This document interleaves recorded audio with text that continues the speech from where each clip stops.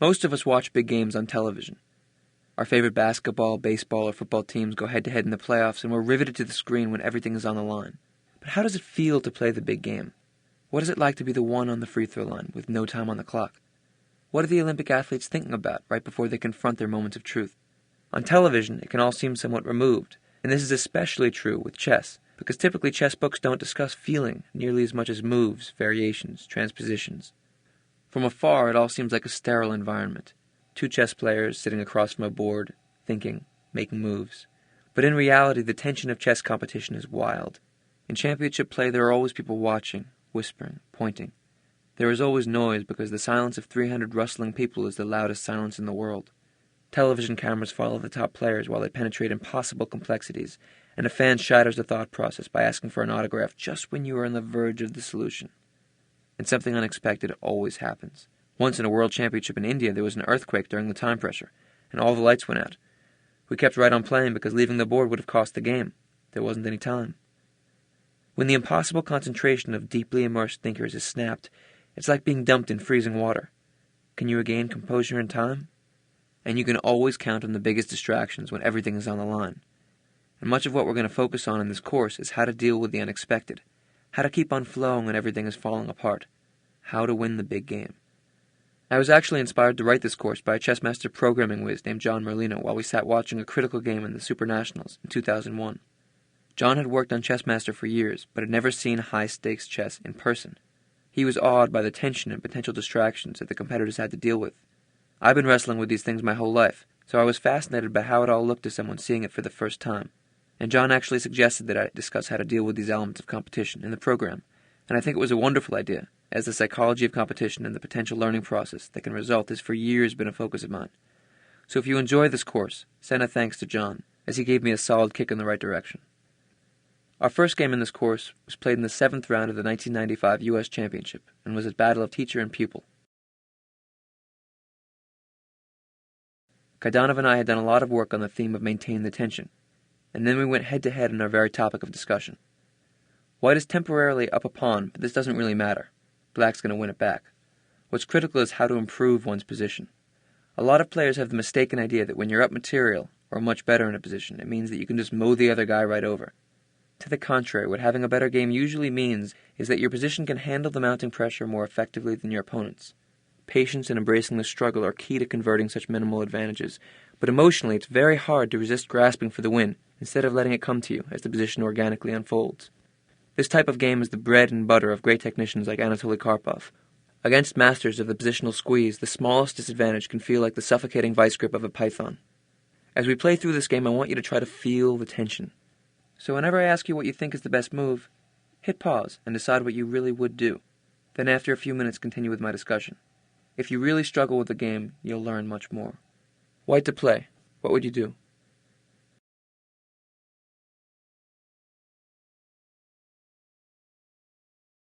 So when I said that it didn't really matter that white was up a pawn, of course I wasn't talking about all chess positions. In a lot of games, the smallest material advantage can be decisive. But in this one, my extra pawn is doubled. My d4 and d5 pawns sort of repeat themselves, and my d5 pawn is so weak that in time it will inevitably fall. Black will be able to win it. The key to my transforming my material advantage into a stable positional advantage is going to be how I choose to give back the pawn. And that's much of my edge here, because I can make that decision. When I asked you what you would do with white, maybe your inclination was to figure out how to attack, how to go. Maybe not. I'm not sure. A lot of players feel that when they're winning or when they're better, that they can just rush ahead. But in this position, we have to gradually improve. This game is one in which the tension, as I described before, will increasingly get larger and larger, more difficult to bear, and the person who can stay separate from that mounting tension internally, who can just continue to improve their game, will have the advantage. My first move was very simple. Rook ac1. Now we know that black's plan is going to be to win the d5 pawn, and since I left the a file and left all potential for pressure on the a5 pawn, Gregory played rook c8, improving his rook as well. He also is planning to play bishop back to b8. His rook is in the game, he can bring his bishop back out of the line of fire and open up the d-file's pressure on my d5 pawn. After rook c8, what would you do?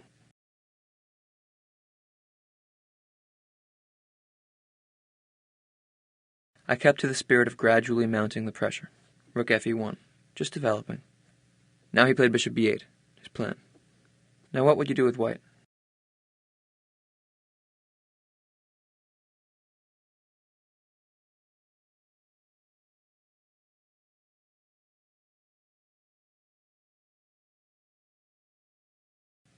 It's very important when you study this position, and as I go through my discussion of how both players felt, that you really try to find the moves when I ask you to, because otherwise you won't feel the difficulty in the finding of the moves.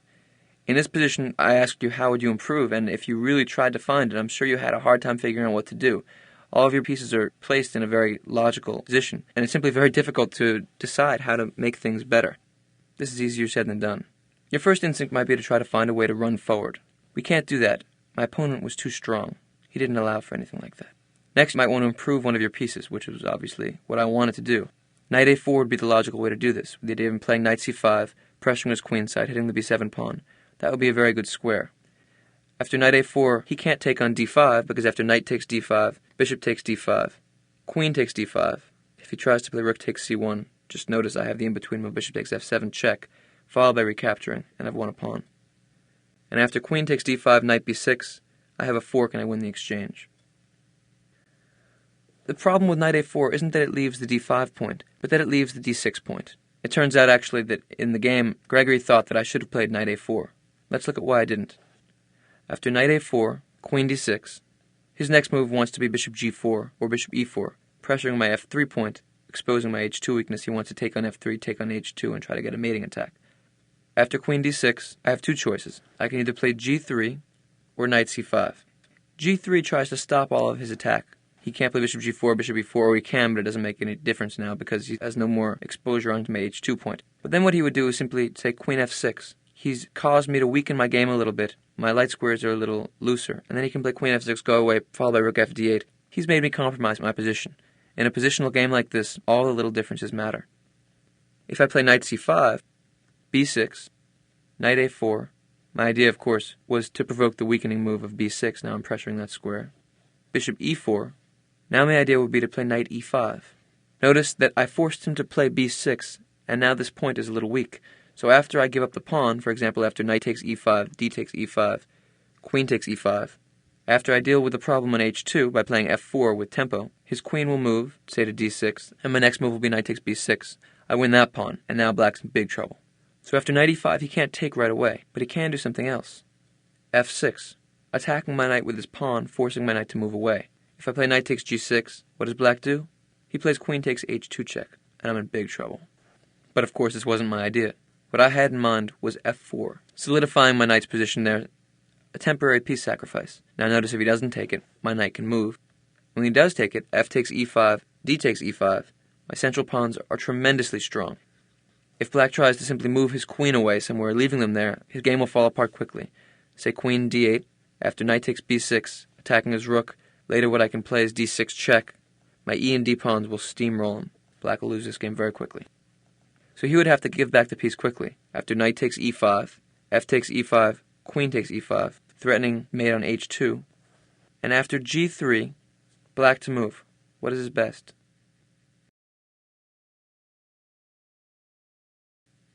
In my analysis, the reason that I came to the conclusion that knight a4 wasn't, in fact, a good move is because in this position, black has the move b5. Otherwise, he'd be in trouble. I'm going to win the b6 pawn. His bishop and queen are lined up with my rook. It's always good in the abstract to have your rook lined up with the other guy's queen. His game is very loose. But after b5, things start to be different. He's undermining my game. And after bishop takes b5, otherwise it's a fork that'll lose a piece for me. Then my d5 pawn's going to hang. My center is going to get loose. I don't have that strong central bind anymore. And my king is going to start to get very, very airy. This position is not so good. So notice that was a very long, complicated variation. It's very important to remember that when we're making slow moves, like rook ac1, rook fe1, gradually improving our position, it's not because there aren't complications that are possible. It's that the complications don't quite work out yet. So again, in this position, we just said that if knight a4, a move that I could play, but that forces things just a little bit, after that long, complicated variation, things are good for black. It's not right for me to allow things to happen that way. I can improve my game, though, make it happen in the best way possible. As I've discussed in many of my annotated games, in many positions we don't just have to think, what do we want to do, but what is my opponent's plan? What does he want to do? And then we can make a move that at once improves our position and prevents what he wants to do. I played h3. Now again, this isn't the most exciting move. This isn't the most aggressive thing to do. But in chess, aggression only works when the position calls for it, and you have to get ready for that. You have to prepare your game for the explosion. After h3, now the ball is in black's court. What can he do?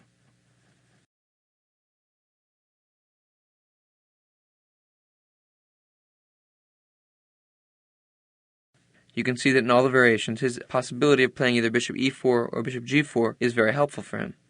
I'm stopping the bishop g4 possibility. Right now my knight controls e4. I'm improving my game a little bit, but more than anything else, I'm asking him, what are you going to do? And now we see the title of the game, Cat and Mouse. In the introduction I gave you the image of a cat and a mouse, how when a cat stalks a mouse, it sits in complete stillness and waits for the mouse to move. And when that twitch comes, the cat just leaps on it, in the direction that the mouse has moved. And this is why they're such great hunters. You can feel a little of that in this little flurry. In this position, I had to figure out what to do. I wanted to move my knight, but instead I improved my position a little bit with h3, and it was black's turn to figure out what to do. Gregory played queen d6, improving his game that way. Now remembering that what we want to do is improve our knight's position. This c3 knight is very important. White to play. This one's pretty logical. Knight b5 with tempo. We're improving our position, and because of the tension my opponent allowed me to do it and gain some time to boot. After knight b5 he chose to play queen d8. He could have also tried queen f6, which might be a slightly better position for the queen, but he would give up pressure on the d5 point. He wanted to win the pawn. So notice the last couple moves here. We were back in this position, trying to decide what to do. Now what we have is this position. I gain 2 moves, and it's my move once more. This is what maintaining the tension does. If you can improve your position in the best way possible, your advantage will widen.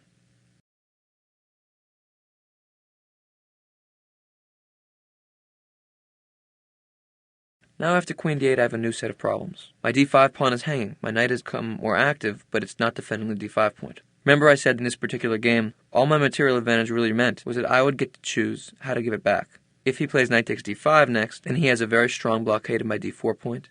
His knight is onto my bishop on e3. Black's game is very good. If he wants to, he can bring his knight on g6 back to e7 to solidify his bind on the d5 square. I don't like this position. But now is a critical moment. I can force my opponent into a little more awkwardness. I played d6. I rammed the pawn down his throat. His bishop on b8 is very uncomfortable. He can't go to a7, of course. He has to take the pawn. But after bishop d6, I have a nice tension on his bishop. And I play d5. And my piece has come alive.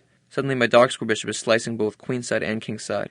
Now it's even material, but I have a dangerous passed pawn on d5. And I have tension on his bishop on d6. In other words, I can take it whenever I want, and he can't take my knight with his bishop at all. So that's a situation which is to my advantage. If you look, on the other hand, at a typical pin, where, for example, if my queen were back on d1, pawn on h2, if he had bishop g4, my knight is pinned to my queen, and now his bishop has tension on my knight. My knight can't move because he'll take my queen, but that doesn't really matter. The point is that he can make the decision, in all the tactics, whether or not to take my knight.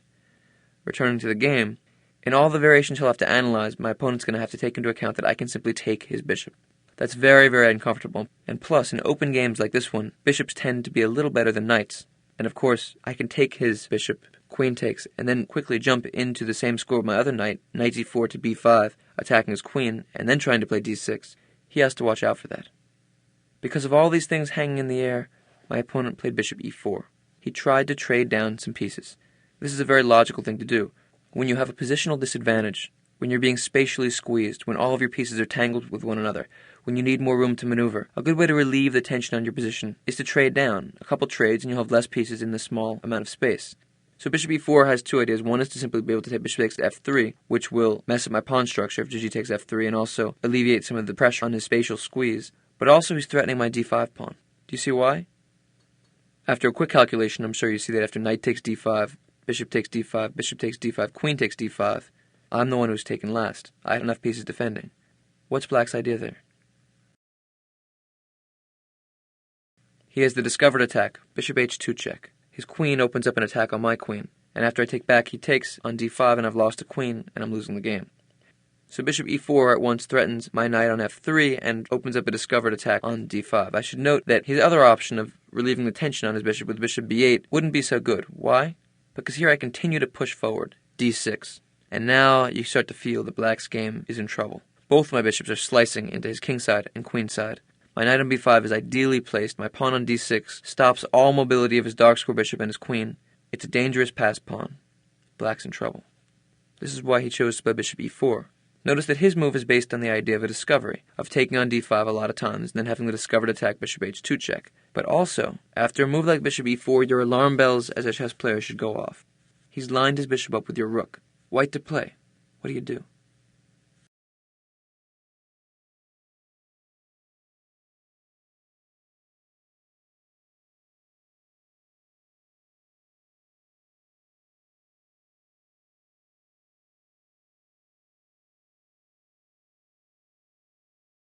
Here white has two good options. One is much more complicated than the other. One principle in converting a positional advantage, although I've said that you don't want to trade down, is to make the material unbalanced. From that perspective, if I could trade my dark square for his light square bishop, it would be good for me. Now that might seem like a strange comment, but let's figure out why.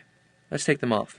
Now it looks like his bishop on d6 is very good, my bishop on c4 is biting on my d5 pawn. But look a little further. If he plays bishop b8 in this type of game, then I can play d6, and suddenly his bishop is completely dead and my bishop is completely alive. If he doesn't move that bishop, then I can take it whenever I want. And I can also make the maneuver knight d4 to b5 whenever I want. His queen would have to move, and then I can play d6. So when evaluating this position, you have to look at not only what the position is and what the structure is, but what it will inevitably become. In many chess positions, we can see that because of certain tactical or positional realities, certain events will definitely unfold. This is such a situation. So in this position, it might look like my bishop is bad and his bishop is good. Inevitably, this position will arise. And here I'm sure you can see that black's in big trouble. My knight cannot be dislodged. I have tremendous pressure on his e7 and c7 squares. I can even play knight c7 if I want to, if he ever challenges my e-file. If his rook moves off f8 to e8, his f7 pawn becomes very weak. Black's game is on the edge. So now that we see that after the trade of my dark square bishop for his light square bishop, I'll be able to take his bishop whenever I want with my knight, then repeat my other knight to b5 and play d6, and black will be in big trouble. We can see that I want to make that trade. How can I do that? Well, I'm sure you see that I have a discovered attack. I played bishop b6. Bishop g5 was also possible, but for very complicated reasons. Why is bishop g5 more complicated? Because after h takes g5, I can't play the immediate rook takes e4. What does black do now? Here he has bishop f4. Skewer. My queen has to move and he takes on c1. I lose the exchange. I'm in trouble. And of course the reason that we would calculate bishop g5 is because after bishop b6, queen takes b6, his pawn structure remains the same and we make the trade. But after bishop g5, he's compromising his structure. H takes g5. The reason I can do it is because I can play here knight takes d6 first, the in-between move. Here he has lots of options. He can tactically try to make rook takes c4 work, he can play queen takes d6, simply take back, or he can play bishop takes f3. We have to look at them all quickly. If he tries to play rook takes c4, of course the idea being he wants to play bishop takes f3 next and he's getting out of the attack of my knight, then I can have a better game after b takes c4. Notice, of course, if he takes back my knight, then I simply take his bishop and I'm up the exchange and winning. Bishop takes f3, knight takes b7, attacking his queen. He plays queen b6, and now I play the very strong queen e3. By doing this, I'm going to take back the bishop but not with the pawn. After g takes f3, my pawn structure is a wreck. So I play queen e3, and after queen takes b7, queen takes f3. So now he has two knights for a rook and a pawn, but truth be told, black's position is very bad, because my d5 and c4 pawns are tremendously strong. White is better here. If he tries to play bishop takes f3 right away, then I play knight takes c8. Here he tries another in-between move, bishop to g2. Quick question, if here he plays queen takes c8, what would you do? Obviously I want to take back the bishop on f3, but how would you do it?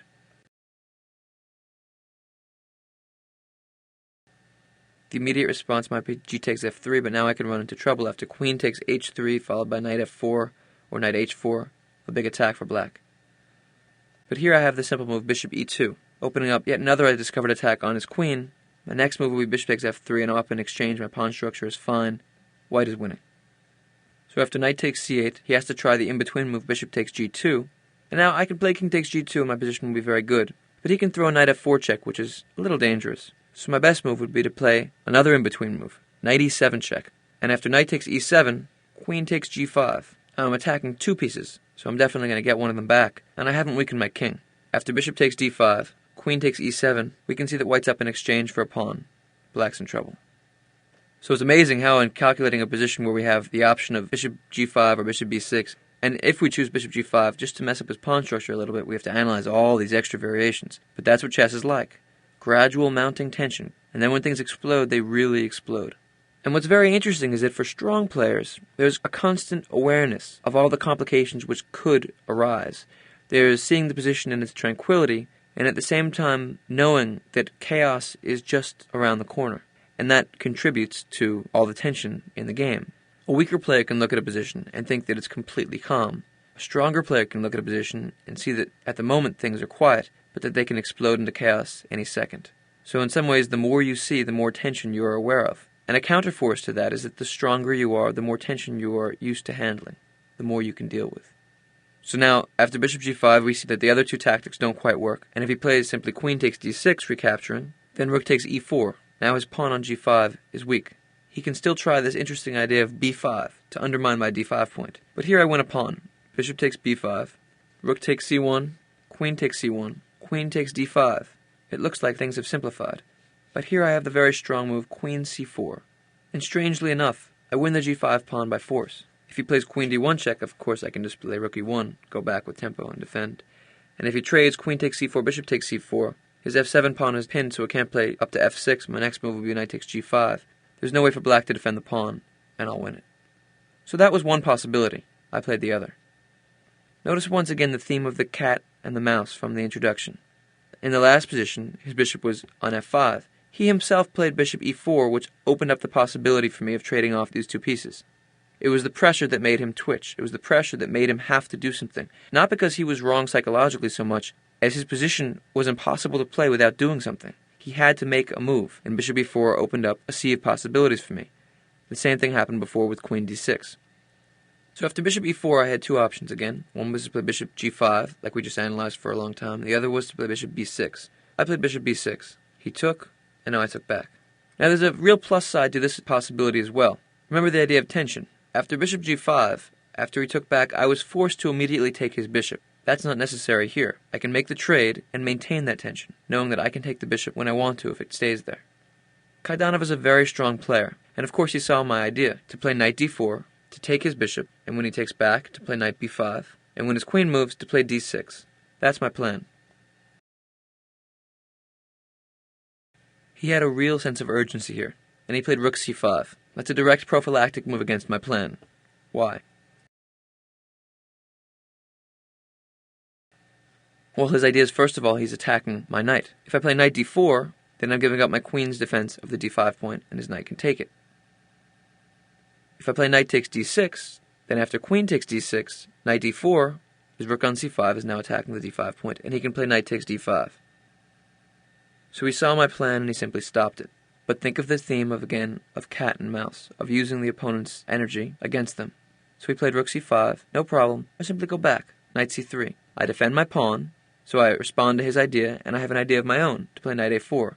His queen and rook are awkwardly placed, and my knight on c3 will force them to move. And now I have a new idea, to bring my other knight to b5, knight f3 to d4 to b5, and then I can make this trade, knight takes d6, followed by knight to b5 and d6.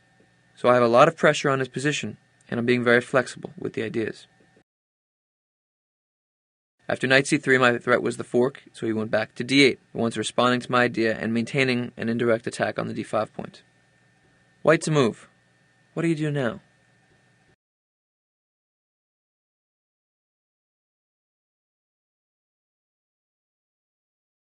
So remember, how we began this game was by improving our position with rook ac1 and then rook f to e1, gradual slow moves. As we've gone on in this discussion, I've shown you that all of the quiet moves were based on very long tactical justifications.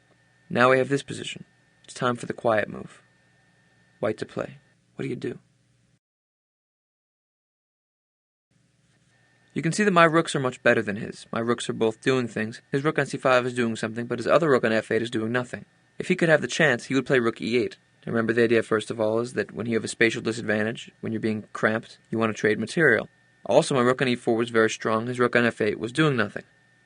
All those considerations combined for me to play simply rook c to e1, preventing rook e8, doubling up on the e-file, preparing the assault. Here he played queen d7. He needs to bring his last piece into the game. After queen d7, he can play either rook d8 or rook c8 next, doing something with that rook. Now, what was our idea? Bring the other knight into the game. Knight d4.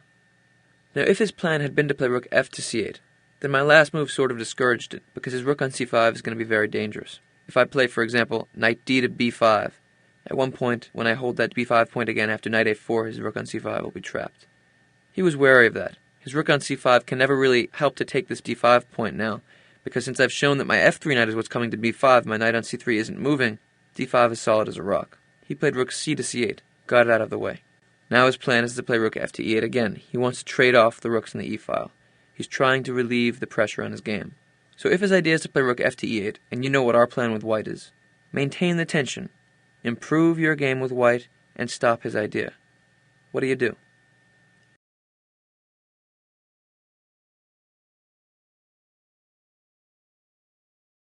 Knight d to b5, as planned. Do you see why he can't play rook e8?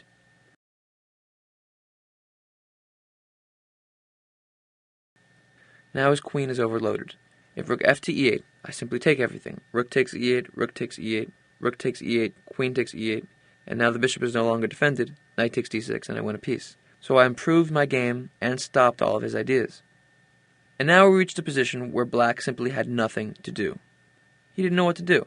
If he moves his rook on f8, say to d8, then I can just play knight takes d6, and after everything happens, queen takes d6, knight b5, and the queen moves again, and I play d6, his rook on d8 wishes now that it was back on f8 because my bishop is pressuring that f7 point.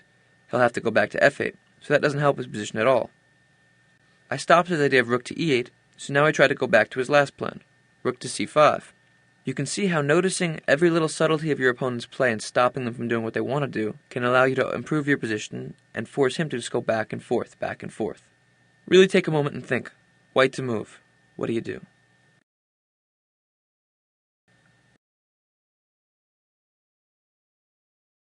What did you come up with? What is the theme of this game? Maintaining the tension. Forcing your opponent to twitch. Only firing when the shot is clear. Here you may have had the instinct, okay fine, now we finally reached the moment to do what we want to do, which is true. You could play knight takes d6, queen takes d6, and knight b5. Force the queen to move, play d6. It's very good for white. But you have better. Black has shown that he can't do anything, that he's just going back and forth. Take a moment, see how you can improve your position just a little bit more. Here I maintained all the tension in the position. I left all of my tactics hanging in the air, and I expanded on the king side a little bit. h4. A very strong move. All of my plans have been focused on the queen side, but now the point is that his knight on g6 is going to get kicked back. If I play h5 and he goes back to e7, then I'll win a piece, because knight takes d6, queen takes d6, removing the defender, followed by rook takes e7, and I win. If he doesn't move anything and I play h5 next, his knight's going to have to go back to h8, which is just a horrific square. It's like he's down a piece. So h4 increases the pressure and forces him to deal with another issue. Throw one more ball into the juggler's chaos. He played rook d8. Remember, this is sort of what we want. The f7 square will be very weak later. Now white to play. What do you do?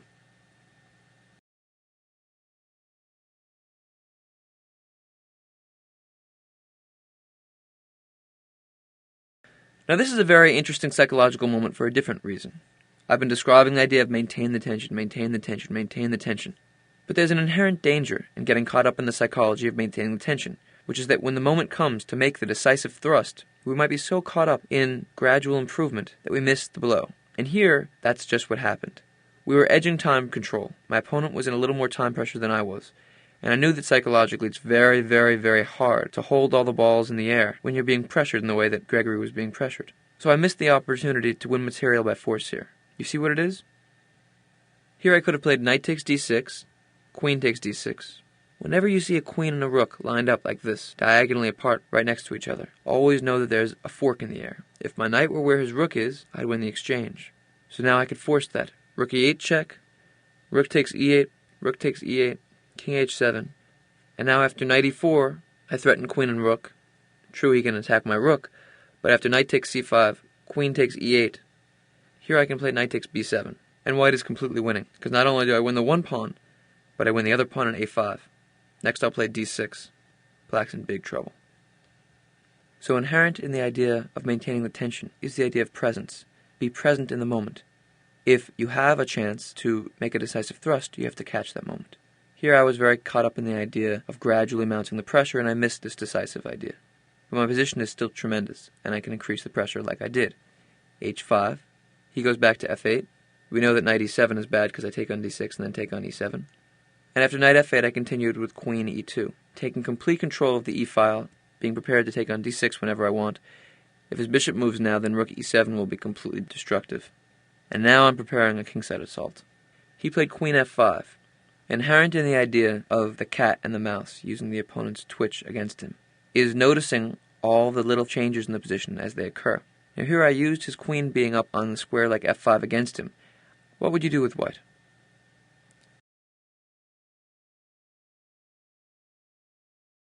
Now the moment has come.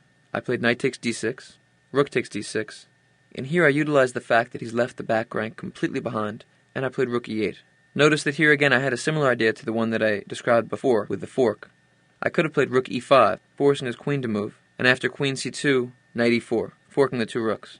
Then he can play queen takes e2, rook takes e2, rook c takes d5, then after knight takes d6, rook takes d6, rook e7. I'm up in exchange, I'm pressuring his f7 point. Obviously my game is winning. This would have been very strong, but what I did was very effective as well. After rook e8, he has big back rank problems. Of course, my threat is queen e7, attacking f8, winning the game. He had to play rook c8, and now I went after the queen. Rook e5. He played queen f4. Notice that his queen is running out of squares. g3. His queen only has one square now, f6. His queen is in the center, but for all sorts of tactical reasons, he has nothing else. For example, if queen d4, then knight b5 wins the exchange. He runs into a fork. After queen f6, I went back to the old plan, knight b5, rook d7, d6. Black is in huge trouble. Position is getting squashed. So now he tried to dislodge my rook, knight c6. So you flow with it, no problem. Rook e4. Now my plan is to play rook f4, go after the f7 point. Here he played rook cd8, adding a little pressure to the d6 point and hoping to sacrifice that exchange somehow and alleviate some of the pressure. Rook f4, attacking the queen, aiming at f7, queen g5. Now what do you do?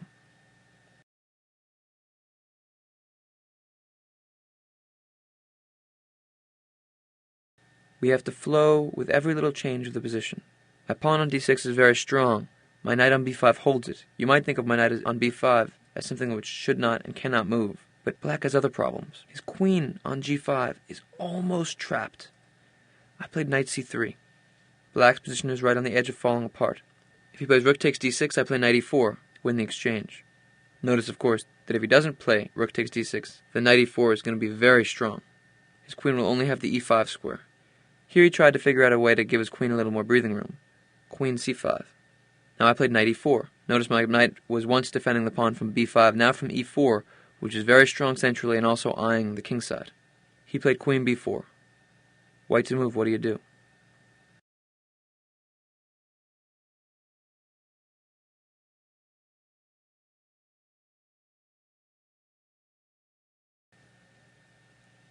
Now I wanted to attack. I was ready to aim for the king side. Once again, I want you to feel the theme of letting your opponent's reaction to the tension be decisive in your decision as to how to convert your advantage. His queen was on the king side, now it's on the queen side. Our knight was on the queen side, now it's on the king side. Still we have the pawn on d6, still all of his pieces are locked down. Now it's time to attack. But how do you attack? Remember, we know we don't just run forward. You might think that you want to win black's queen with knight f6 check, g takes f6, bishop takes f7 check. 2 discoveries to win the queen. It's true you can win the queen, but at too big an expense. After he takes back the bishop, after rook takes queen, and then black takes back with the knight, say, you've given up 2 pieces and a rook for a queen. That means that black will be up material. Definitely not what we want to do. So take a moment for white again. What would you do?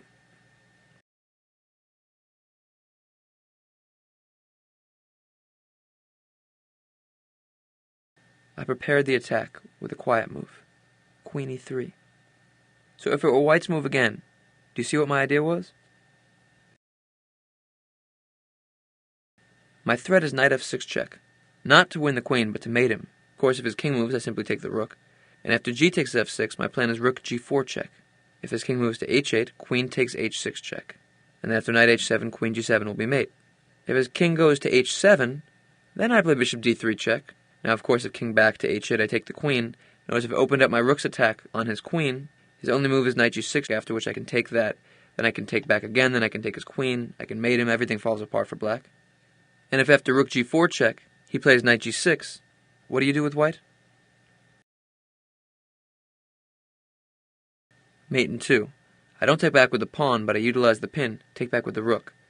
The f7 pawn can't take my rook because of the pin to the king, and if after either king f8, king h8, or king h7, queen takes h6, will be mate.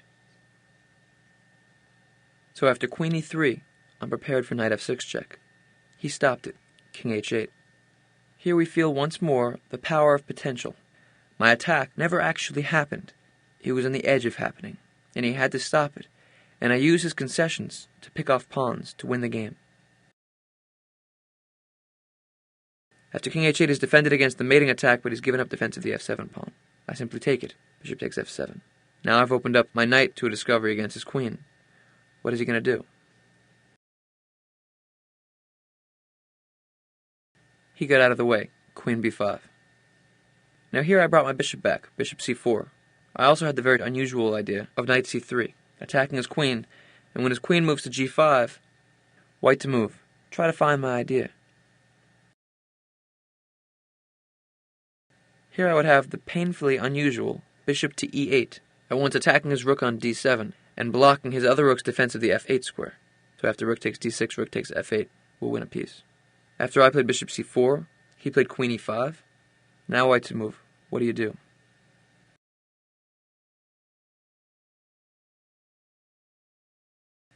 Now it's time for me to win the exchange. Knight c5. Again utilizing the ideas of forks. I'm attacking his rook on d7 and opening up our queens to one another. If he plays queen takes e3, then after f takes e3, rook takes d6, I simply play knight takes b7, forking his two rooks. I'll take one. I'll be up not only the exchange, but an exchange and a pawn, completely winning. Black can resign. After knight c5, he played queen takes d6. I took the exchange, knight takes d7, queen takes d7. Now we all know what to do when ahead. We trade material, or prepare to trade material, and keep the bind. Rook e4, preparing rook e8. He'll have no way to defend the f8 knight. His position is completely bound down, he's down in exchange. And now the game ends on an appropriate note. Black has too much pressure on his position one last time. He has to play knight d4, desperately trying to do something. And now I played a tactic which took advantage of his last move. What did I do?